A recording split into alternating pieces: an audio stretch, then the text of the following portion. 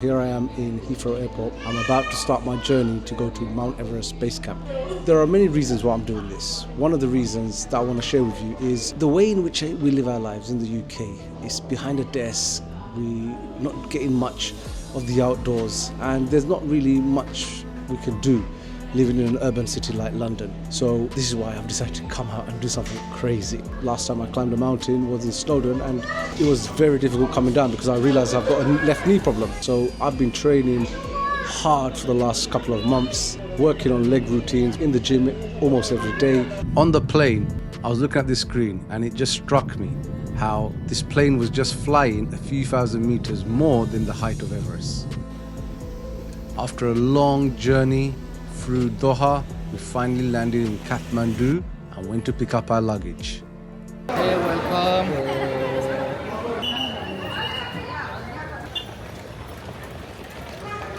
First time in Kathmandu in Nepal. We've been welcomed by one of the guides who garlanded us. The airport was very similar to like Dhaka Airport, but without people hassling you. I felt that the Nepalese people were a lot more professional. They left you to it, and they're there if you maybe needed assistance or anything. They're there to answer questions. Nobody's trying to make a quick buck. Nobody's giving you toilet paper. We're making you feel uncomfortable, nothing like that. People are really nice and friendly. I've noticed that instantly, and very humble.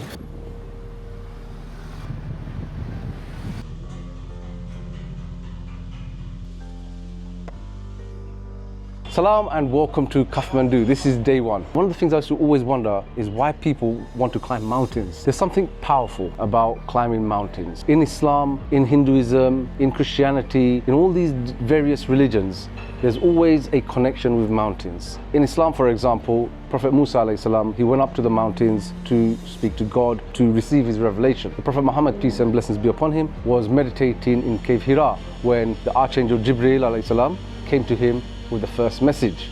So mountains are always seen as a place of revelation, a place of solitude, a place of clarity, and maybe that's why people are drawn to them. I don't know. So this journey isn't just to conquer a physical challenge, but to also search for something else.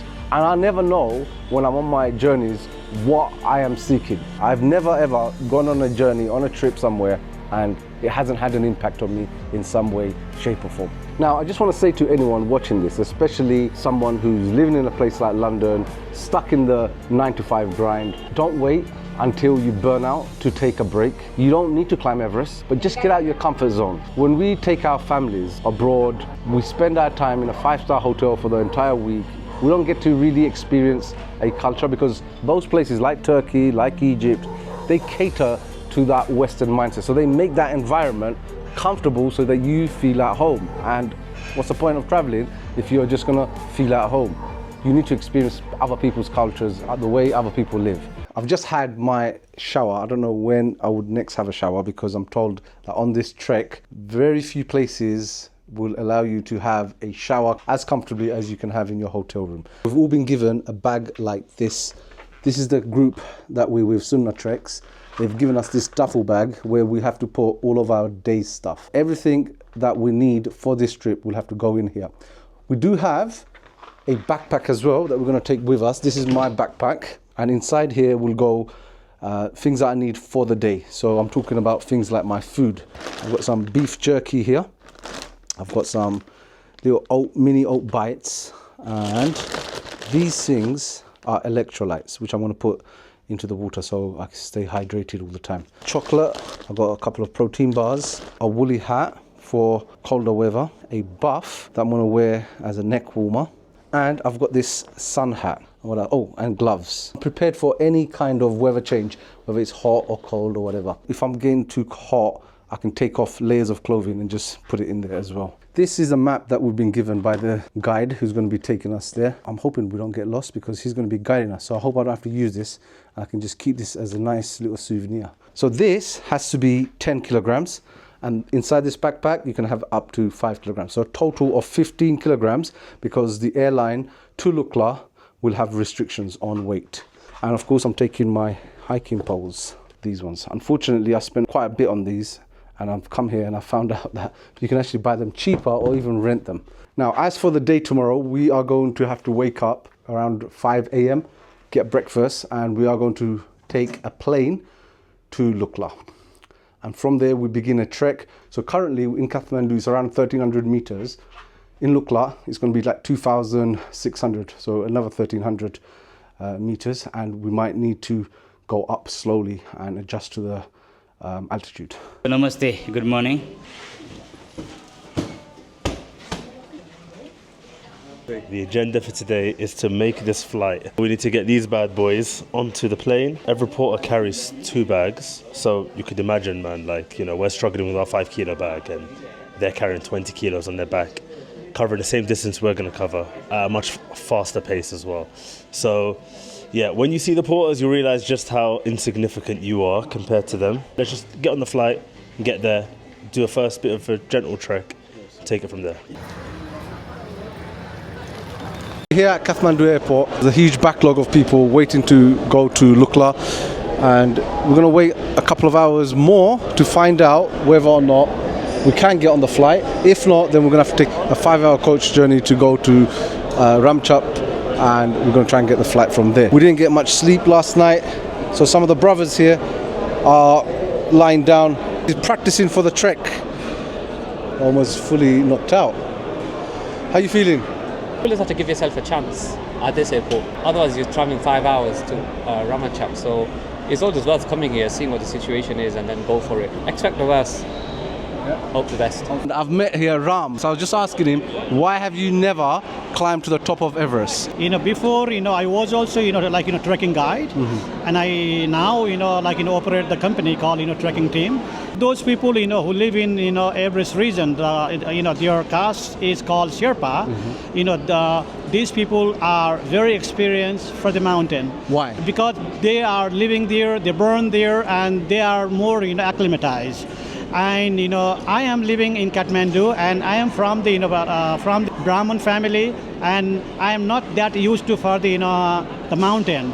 The Sherpas are, their blood is for the mountain. So for them to climb the mountain is very easy. While you are in the mountain, you need to drink plenty of water, walk with your own pace, and don't drink alcohol. Actually, the Everest trek is very beautiful. It's fabulous. You will see a lot of Sherpa culture, the monastery. Nepal is not for the ones. People will come here. Keep coming and coming. So I want to ask you to come again here in Nepal. So after waiting for a few hours, we are going to go on the helicopter. This is going to be my first time on a helicopter. I'm really excited. Get to the chopper!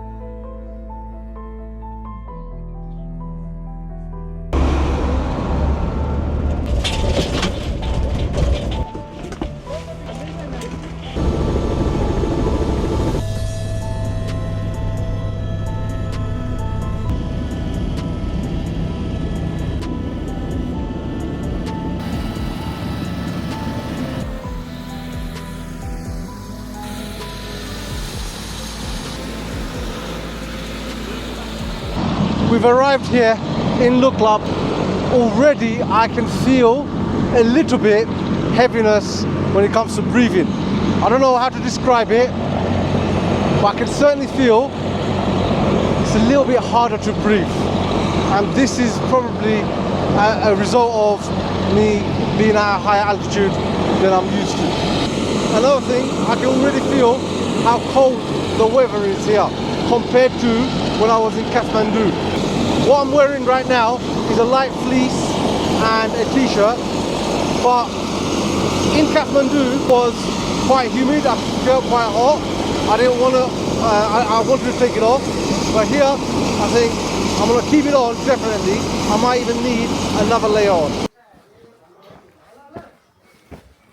So it begins. Whew. Heavy breathing, uphill climb, colder weather, hardship. But I have to overcome these challenges because we face a lot of challenges in life. And this helps us prepare for these things mentally. Wow. I've got a lot of getting used to. Whew. We're just going up a little bit, as you can see and hear. Finding it hard to talk to you and walk. So this is the town of Lukla. It looks lovely. It's well built. I feel like I'm taking in a lot more air. And this is only going to get worse. Can you imagine? We're at what, 2,600 right now? This is going to get worse.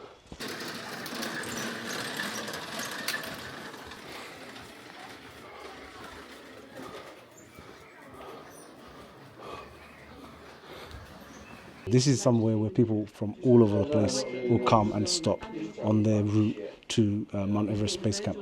But one thing I've noticed is something I was told about the toilets and the showering facilities. Because I watched a lot of videos on YouTube before I came here. If you're someone who's South Asian, you're from India, Bangladesh, Pakistan, and you go often, none of this will faze you. In fact, it's of a higher luxury level than what we normally experience in those some places in Bangladesh and Pakistan, so on and so forth. So if you are thinking of coming here, don't worry, guys, yeah, because it's actually not that bad. It's actually of a higher standard than those things. Maybe people in the group, some people haven't been, some people have been back home and they've seen these kind of conditions. So some will be surprised and shocked, and others will think, oh, this is actually quite great. My first meal here, I've got the garlic soup right here, and I've got the classic Nepali food, which is dal bhat. Now, I was actually expecting this to be yellow, because I'm used to it to be yellow. So let's see what they got here. They got rice here, and the lentils, which they call the dal. They got some spinach, with some potatoes with carrots, and I don't know what this is, but it looks, it's like those things that they fry. I know I've had this in Bangladesh before. But anyway, can't wait to try it.